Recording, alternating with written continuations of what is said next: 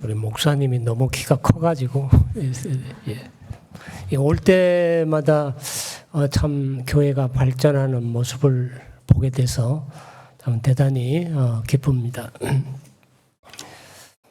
저는 인도에 32년째 살고 있습니다. 많은 손님들을 맞았습니다. 인도를 방문하는 그 한국에서 오시는 손님들이 제일 가고 싶어하는 곳이 어딜까요? 타지마할이네. 말씀 타지마할입니다. 제가 아마 손님들을 모시고 한 30번 이상 간 것 같아요. 네. 그런데 갈 때마다 지루하지 않고 잔잔한 감동이 느껴집니다. 왜냐하면은 그 타지마할 곳곳에 배어 있는 러브 스토리가 상상이 되기 때문에 그렇습니다. 16세기 인도 무굴 제국의 전성기를 이루었던 샤자한 왕이 어느 날 시장을 방문하게 됐습니다. 근데 그 시장 바닥에서 장신구를 팔고 있었던 22살 먹은 베누베감이라는 처녀를 보는 순간에 반해버렸습니다. 그래서 궁으로 데리고 와서 왕비로 삼고 문타즈 마을이라는 이름을 붙여줬습니다. 이미 샤잔 왕에게는 2명의 아름다운 왕비가 있었습니다. 그럼에도 불구하고 이 문타즈 마을 베누베감은 이 아름다운 두 왕비에 비해서 키도 작고 그리고 천민 출신에다가 피부도 검고 그리고 매력적인 데라고는 거의 없었다고 그렇게 역사가 그렇게 기록을 하고 있습니다. 그럼에도 불구하고 이 샤자한 왕은 베누베감을 극진히 사랑했습니다. 그래서 하루라도 떨어져 있으면 살 수 없을 정도로 하나가 돼서 살았습니다. 심지어 전쟁터에 나갈 때에도 베누베감을 데리고 갔습니다. 이 둘 사이에 14명의 아이가 태어났습니다.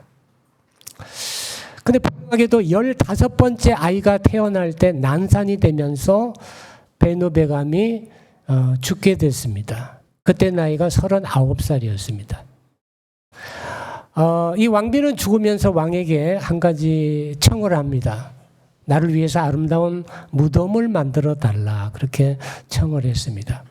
그래서 샤자한 왕은 왕비가 죽은 6개월 후부터 이 무덤을 만들기 시작했습니다. 세계적인 건축가들이 초청이 됐습니다. 그리고 진귀한 보석들을 여러 나라에서 수입을 하게 됐습니다. 매일 2만 명 정도의 일꾼들이 그 무덤을 만드는 데 동원이 됐습니다. 이 무덤이 완성되기까지 22년 걸렸습니다. 샤자한 왕의 이 무모할 정도의 미친 왕비 사랑으로 인해서 우리는 세계 8대 불가사의 가운데 하나인 타지마할을 우리는 만나게 됐습니다. 저는 샤자한 왕이 베누베감을 사랑한 그 사랑을 생각하면서 우리에게 베푸신 그 하나님의 사랑의 크기를 이렇게 비교해 보게 됩니다. 샤자한 왕의 왕비 사랑은 그 크기는 타지마할이라는 건축물로 가늠이 됩니다. 인간이 인간에게 할 수 있는 최고의 사랑과 돈을 쏟아부었습니다.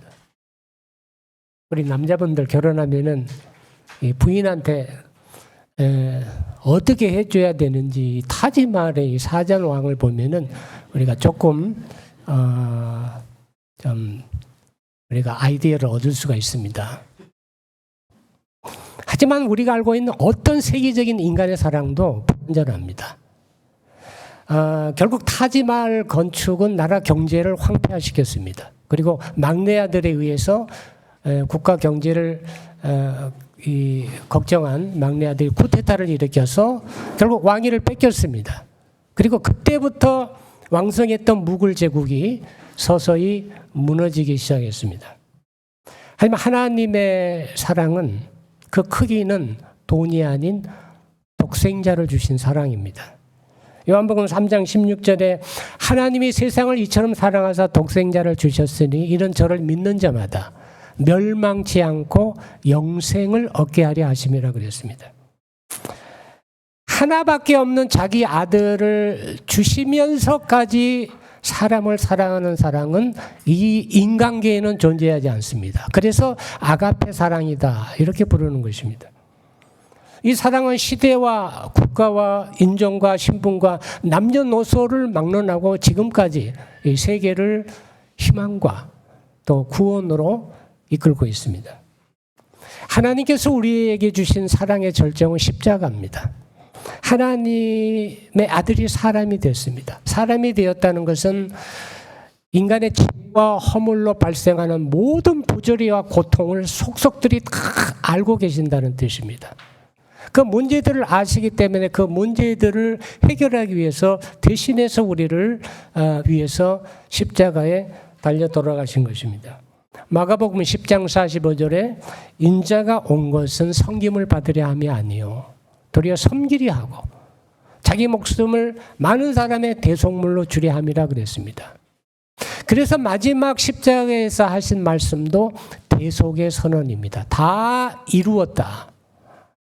아람어로는 테텔레스타이, 다 갚았다는 뜻입니다. 다 갚았다. 인류의 죄와 허물에 대한 모든 값을 다 갚았다. 이 주님의 선언을 진심으로 받아들일 때 그 사람은 죄에서 해방이 되게 됩니다. 죄의 책감에서 해방이 되게 됩니다. 그리고 자유함을 얻게 됩니다. 이런 성도가 제1계명인 마음을 다하고 목숨을 다하고 뜻을 다하여 주 너의 하나님을 사랑하라는 1계명에 접근할 수가 있습니다. 이 1계명에 접근할 수 있는 또 다른 방법이 하나 있습니다. 매일매일 우리의 일상의 삶 순간순간이 다 하나님의 공급하심으로 이루어지고 있다는 것을 깨달을 때 우리는 제1계명에 접근할 수가 있습니다. 저는 오랫동안 애터미 후원으로 서남아시아, 인도, 네팔, 파키스탄, 방글라데시, 스리랑카 선교를 하고 있습니다. 그래서 지속적으로 이 지역들을 방문을 합니다. 그래서 네팔은 1년에 한두 번 정도 방문을 합니다. 그래서 어린이 성경 동화를 출판해서 보급을 합니다. 네팔 모든 어린이의 손에 성경을이라는 이런 목표를 가지고 이제 1000권씩 매년 출판을 해서 산간 지역의 아이들에게 이렇게 성경을 보호합니다. 그리고 우리가 후원하고 있는 고아원 그리고 빈민 어린이 돌봄센터를 또 방문합니다. 그리고 신학교를 방문해서 또 설교를 합니다. 그래서 이제 사역이 끝나면은 이제 혼자서 히말라야 트레킹을 합니다. 주로 4,000, 5,000m급 산을 올라갑니다. 잘 나오네요. 왜 나이 70이 넘어서 그렇게 위험한 일을 하냐고 주변에서 많이 말립니다. 우리 와이프가 제일 많이 말립니다. 이제 그만 좀 하라고.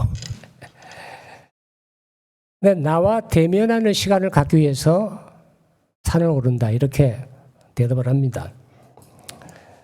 때로 5,000m에서 며칠을 지내기도 합니다. 근데 5,000m 올라가면은 산소 농도가 50%로 떨어집니다. 그러니까 숨쉬기가 아주 숨쉬기도 힘들고 한 걸음 한 걸음 옮기는 것이 참 힘이 듭니다. 그래서 매일매일 이제 그 산소 포화도 이제 이렇게 재는 거 이게 70까지 떨어집니다. 그러면 80 정도 떨어지면 겁나가지고 중간에 다 트레킹 포기하고 내려가는 젊은 사람들이 아주 부지기수입니다. 그래서 고산증이 시작이 되는데 이제 더 이상 올라가면은 이제 위험하니까 이제 많이 내려가는데, 그래서 5,000m 이상 숙소에는 산소통이 다 비치되어 있습니다. 그래서 산소통에 1시간 마시는데 200불을 줘야 됩니다. 근데 만약 비상상황으로 24시간 산소를 마셔야 한다고 생각하면은 660만 원이 돼요. 네. 만약에 한 달을 마신다고 생각을 해보세요. 그럼 2억 가까이 드는 겁니다. 2억. 근데 우리가 매일 공짜로 평생을 이 산소를 마시면서 고마워하는 사람이 얼마나 되겠어요? 3,000m 이상 올라가면은 체온 조절을 위해서 샤워를 못 합니다. 예. 만약 감기 걸리면은 금방 고산증이 오고 더 이상 이제 진행이 못 되기 때문에 이제 샤워를 못 합니다. 그래서 일주일 만에 샤워를 한 적이 있습니다. 그날은 신세계를 경험하는 날입니다. 근데 우리는 매일 신세계를 경험하잖아요. 매일. 그러면서 이 샤워를 하는 게 얼마나 이 신세계인지를 하나님께 감사한 사람이 얼마나 되겠어요. 네. 우리 매일매일의 삶이 그냥 저절로 그냥 되는 게 아닙니다. 네. 저는 아침에 눈을 뜨면, 침대에서 눈을 뜨면은 바로 기도부터 합니다. 오늘을 선물로 주신 하나님께 먼저 감사를 합니다. 오늘. 이 생명, 오늘이라는 시간, 그리고 할 수 있는 일, 일용할 양식, 그리고 공기, 햇빛, 물, 그리고 아름다운 자연, 사랑하는 가족, 그리고 나를 위해서 이렇게 기도해주고 후원해주고 있는 이 후원자들, 다 선물입니다. 그래서 감사합니다. 특별히 내게 해를 끼친 사람들에게 대해서 내가 더 감사합니다. 그 인간들 때문에 내가 더 기도하게 되고 예. 더 연단을 받게 더 감사하잖아요. 하나님께서 오늘을 내게 선물로 주실 때 온 우주 만물을 다 동원하시는 것입니다. 그것이 느껴질 때 사잔 왕이 이 문타지 말에게 한 선물한 이 타지 마을은 한 조각으로 느껴지게 됩니다. 일상의 삶 한순간순간이 다 하나님의 공급하심으로 이루어졌고 있다는 것을 느끼는 사람은 제1계명, 마음을 다하고 목숨을 다하고 뜻을 다하여 주 너의 하나님을 사랑하라는 1계명에 접근할 수가 있습니다. 오늘 우리가 주목해야 될 계명은 제2계명입니다. 이 본문의 둘째는 그와 같으니 내 이웃을 내 몸과 같이 사랑하라 그랬습니다. 여기 그와 같으니라는 헬라어 호미나는 본질적으로 같다는 뜻입니다. 그러니까 하나님 사랑과 이웃 사랑은 어느 것이 더 중요하고 어느 것이 더 덜 중요한 게 아니라 똑같다는 것입니다. 하나의 계명이라는 뜻입니다. 그렇기 때문에 이 율법이라는 것은 하나의 계명이 깨지면은 둘 다 깨지는 것입니다. 저는 하나님 사랑이 내게 참 부족하다고 참 죄송스럽게 생각하는 사람들은 많이 만났습니다. 그러나 이웃 사랑에 대해서는 이웃 사랑을 내가 실천하지 못해서 참 죄스럽다고 말하는 사람은 별로 많이 만나지 않았습니다. 거의 이웃 사랑에 대해서는 무관심합니다. 자신들이 가장 큰 하나님의 계명을 어기고 있다는 것도 모릅니다. 그럼 우리가 사랑해야 될 이웃이 누굽니까? 우리가 사랑해야 될 이웃이 누구인지 알 때 우리는 몹시 당황하게 됩니다. 누가복음 10장에 보면 어떤 율법사가 예수께 질문했습니다. 내 이웃이 누구입니까? 그럴 때 예수께서 누가 이웃인지를 잘 설명해 주셨습니다. 어떤 사람이 예루살렘에서 여리고로 넘어가다가 한 강도를 만나서 자기 옷 다 뺏기고 두들겨 맞아서 피 흘려 지금 죽어가고 있는데 거기에 한 제사장이 지나쳐 버렸다. 그리고 한 레위인도 그걸 보고 지나쳐 버렸다. 근데 한 사마리아인이 그 강도 만난 자를 보고 불쌍히 여겨서 자기의 기름과 포도주를 그 상처에 붓고 싸매고 그리고 자기의 나귀에 태워서 여관으로 데리고 가서 또 돌봐주고 그 다음 날 떠나면서 2데나리온을 주인에게 주면서 잘 돌봐달라. 내가 갔다 오다가 혹시 경비가 들면은 내가 주겠다. 이렇게 하고 떠났습니다. 그러면서 예수께서 율법사에게 누가 이 강도 만난 자의 이웃이 되겠느냐? 네, 자비를 베푼 자입니다. 가서 너도 그와 같이 하라. 이렇게 예수께서 말씀했습니다. 예수께서 말씀하신 이웃은 강도 만난 자처럼 누군가의 도움이 없으면 죽을 것 같은 고통과 결핍 속에서 살아가는 사람을 말합니다. 예수께서 이웃을 삼았던 비유들을 보면 우리가 더 명확히 알 수 있습니다. 예수께서 누구를 이웃으로 삼았습니까? 죄인들, 세리들, 창녀들, 문둥병자들, 그리고 가난한 자들, 이 사회에서 소외된 사람들을 예수께서 이웃으로 삼았습니다. 고통받는 인류를 이웃으로 삼은 것입니다. 바로 이런 자들이 내가 사랑해야 될 이웃이라는 것을 알게 될 때 우리는 당황하게 되는 것입니다. 우리의 이웃이 지금 누굽니까? 다 내게 잘해주는 사람들, 이해관계가 있는 사람들을 이웃으로 삼잖아요. 두 번째, 이 계명이 우리를 당황케 하는 이유는 이 사랑의 방법 때문에 그렇습니다. 내 몸과 같이 사랑하라 그래요. 요즘 세상에 나와 전혀 상관이 없는, 일면식도 없는 어떤 사람이 정말 너무도 어려운 일을 당해서 고통 가운데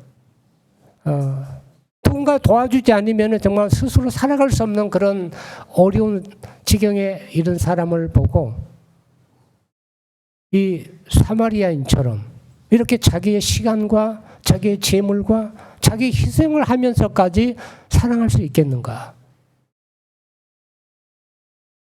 그래서 예수께서 말씀하신 이웃 사랑이 우리를 당황케 하는 것입니다.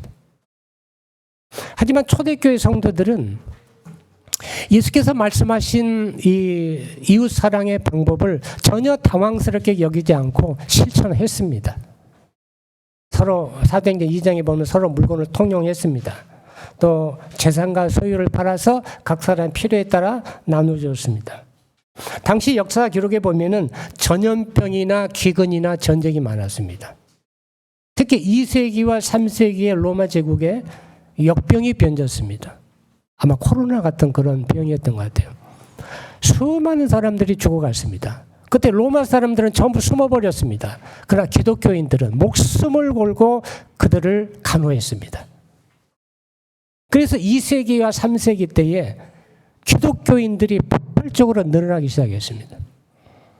노예, 이방인, 하층민들, 이들은 로마 이 시대 속에서 이 계급 사회였던 이 시대 속에서 이들은 완전히 소외당한 사람들이었습니다. 그런데 교회에서 이들과 함께 기도하고 이들과 함께 식사를 했습니다. 그렇게 하나가 되는 모습을 보고 로마 사람들이 조롱하고 박해를 했습니다. 가난한 사람들이 장례를 치를 수 없을 때 교회에서 장례를 마련해서 이 사람들의 장례를 치러줬습니다. 고아와 과부는 당시 사회에서 무가치한 존재들이었습니다. 교회에서 이들을 가족으로 받아들였습니다. 하나의 공동체를 이루었습니다. 초대교회 성도들의 이웃 사랑은 당시 보편적인 사회 가치와 관습으로 볼 때 역행하는 것이었습니다. 역행하는 것이었습니다. 그러니까 로마 사람들이 기독교인들을 볼 때는 너무도 비합리적이고 비현실적이고 비상식적이었습니다. 그래서 이 사람들을 그리스도인이라 불렀습니다. 예수께 속한 사람들. 그들이 하는 짓들이 너무 바보 같아서 그들을 비웃고 경멸하기 위해서 붙여진 이름이 그리스도인입니다. 하지만 그들로 인해서 초대교회가 폭발했습니다. 그 이웃사랑이 어느 날 이 거대한 로마 제국을 변화시켰습니다. 제가 작년도 우리나라 종교선언도 그 프로테제를 받았습니다. 불교가 54%, 그리고 천주교 32%, 기독교는 14%예요. 그러니까 교회가 우리 사회에서 미치는 영향력은 너무도 미미하다는 것입니다. 오히려 부정적입니다. 초대교회 같이 예수님의 이웃사랑을 실천하는 교회나 성도를 보면은 뉴스거리입니다. 저는 애터미 후원으로 서남아시아 고통받는 인류 집단 선교를 한 지가 이제 오래됐습니다. 이 방식이 세상을 바꾸는 힘이라는 것을 제가 현장에서 느낍니다. 저는 이제 남인도, 우리 여러분들, 우리 남인도 우리 한세님 말 한번 손들어 보세요. 네. 여기 이제 몇 분 들어있네요. 거기 지금 5개 마을 530명 한센인들을 돌보고 있습니다. 근데 한센인 병원이 있기는 있지만은 의사나 간호사들이 환자 상처를 치료해주지 않습니다. 감염 위험도 있고 혐오스러워합니다. 약만 처방해주고 몸이 불편한 환자들끼리 서로 이렇게 치료하라고 이렇게 가르쳐주기만 합니다. 정상적인 사람이 그들의 상처를 만져줄 때 그들의 마음까지도 치유가 되는 것입니다. 그 약품을 공급합니다. 그들이 정부로부터 받는 보조금은 2,000루피, 약 33,000원 정도 됩니다. 그런데 병원에 한번 다녀오면 이 사람들은 대중교통을 이용할 수가 없습니다. 그러니까 툭툭이 있죠. 동남아 가면 툭툭이 릭샤라고 그러죠. 그거를 이용하는데 차비가 한 800루피, 그러니까 한 500루피, 그러니까 8,000원 정도 듭니다. 감기약, 해열제, 지사제 등은 무료지만은 이 치료약은 본인이 사야 됩니다. 그러니까 약을 제대로 사지 못해서 이게 치료가 안 되는 경우도 너무 많습니다. 그래서 환자별 상태를 잘 파악하면서 그 약을 처방해 줍니다. 우리가 사줍니다. 신선한 양식을 공급해 줍니다. 한센인 마을에서 식당에서 하루 3끼 밥을 줍니다. 그런데 잘 안 먹습니다. 왜냐하면 몇 년 묵은 쌀로 밥을 짓기 때문에 냄새가 납니다. 그리고 부식도 맛도 없고 영양가도 없으니까 잘 안 먹고 밖에 나가 양식을 사가지고 자기 집에서 각자 만들어 먹습니다.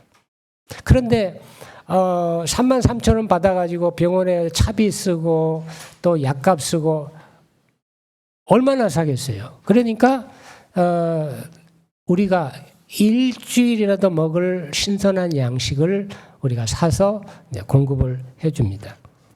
그리고 치킨 브리아니 알죠? 예, 치킨 우리나라 볶음밥 같이 그 치킨을 넣고 그 치킨 브리아니 영양식을 우리가 공급을 해줍니다.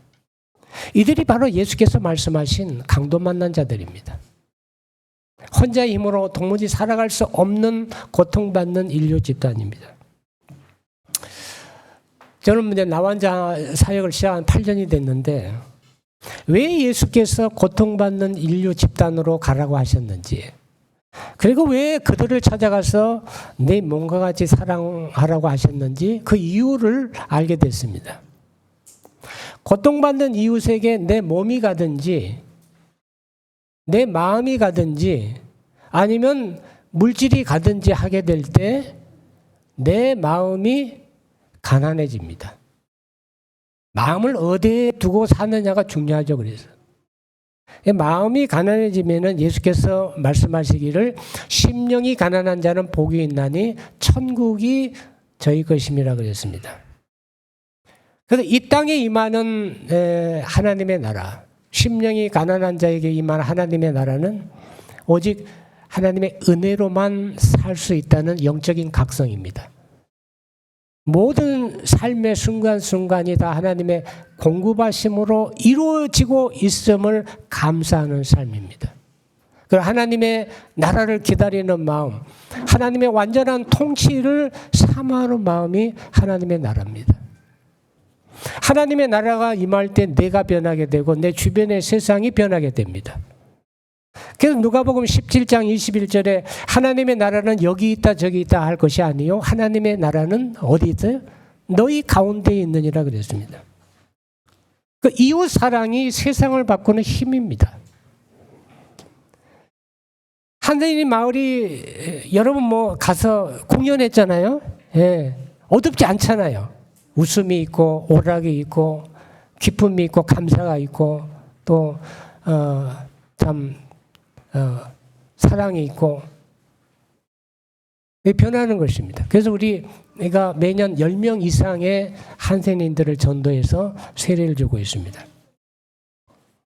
한센인 마을에 학교가 하나 있죠. 그 MGR 스쿨 여러분 가봤죠? 예. 한센인 자녀들과 불가족 천민들이 다니는 학교입니다. 92년도에 월드비전에서 남인도 연합교단을 통해서 지었지만은 후원이 중단되면서 학교가 거의 뭐 폐교 상태까지 갔습니다.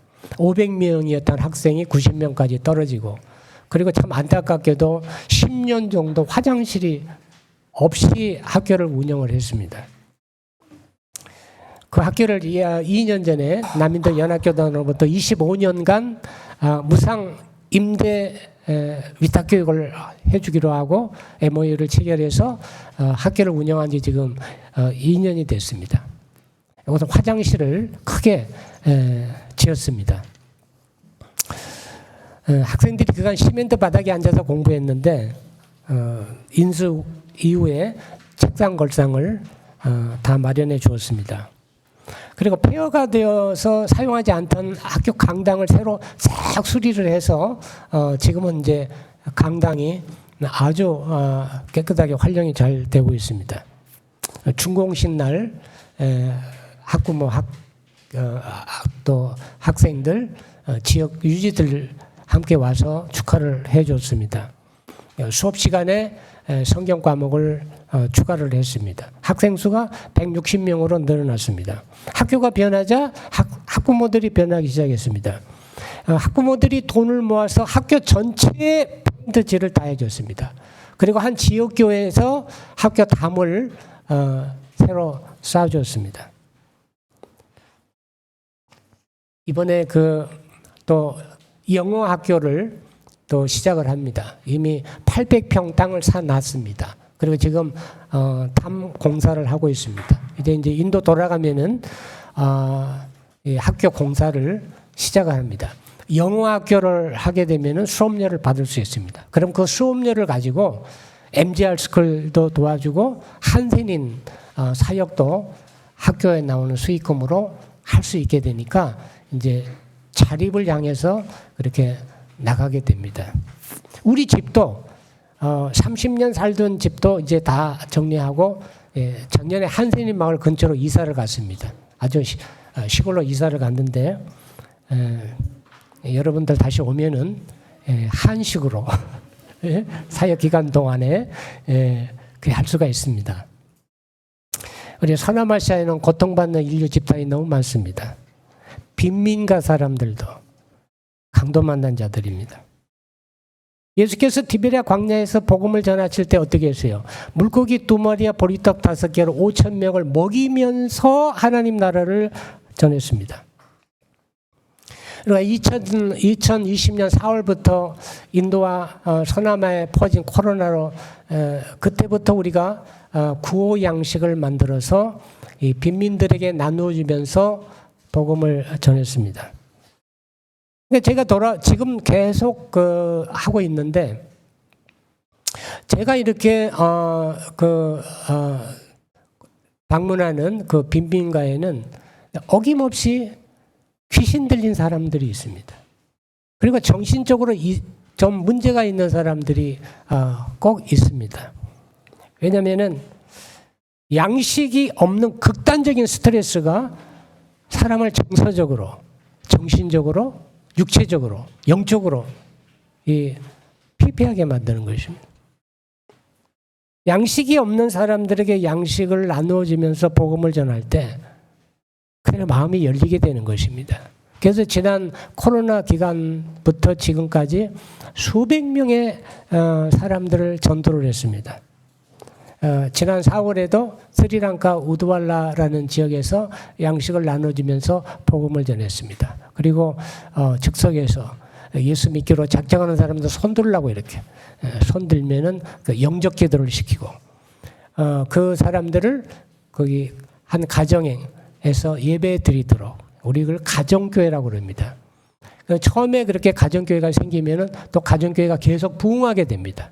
그래서 우드왈라 지역도 이번에 방을 하나 새로 크게 교회는 못 지어지고 방을 하나 크게 이렇게 지어져서 가정교회가 계속 부흥할 수 있도록 그렇게 해주고 있습니다. 이 사랑의 양식 나눔을 통해서 스리랑카에만 7개의 가정교회가 세워졌습니다. 이웃 사랑이 세상을 변화시키는 힘입니다. 빈민가 어린아이들도 강도 만난 자들입니다. 대부분 아이들이 부모의 보살핌을 받지 못합니다. 오히려 학대와 상처를 받고 살아갑니다. 애터미의 후원으로 서남아시아에 17개 센터를 운영하고 있습니다.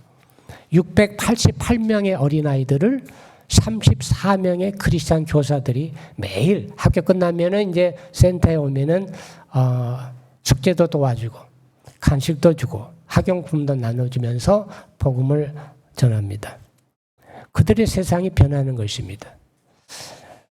저는 이제 데일리 이마누엘 교회 개척해서 목회하면서 계속해서 어린이 선교를 해왔습니다. 센터에서 직접 아이들을 길렀습니다. 그 아이들이 지금 다 자라서 공무원도 되고 또 회사원도 되고 목사도 되고 공부 잘하는 놈은 연대 대학원까지 유학을 시켜서 잘 살 수 있도록 그리고 또 사역의 조력자가 될 수 있도록 그렇게 하고 있습니다. 그들의 세상이 바뀌었습니다. 지금은 그들이 세상을 바꿔나가고 있습니다. 이웃 사랑이 세상을 바꾸는 힘입니다. 우리 주변에는 강도 만나 죽어가는 고통받는 인류 집단이 무수하게 널려 있습니다. 어쩌면 우리 가까이에 우리 교회 안에도 어쩌면 우리 이웃 가운데 우리나라에도 그리고 열방의 선교지 가운데 이 고통받는 인류 집단 무수하게 많습니다. 예수께서 그들을 네 이웃이라고 말씀했습니다. 그리고 네 몸처럼 사랑하라고 그랬습니다.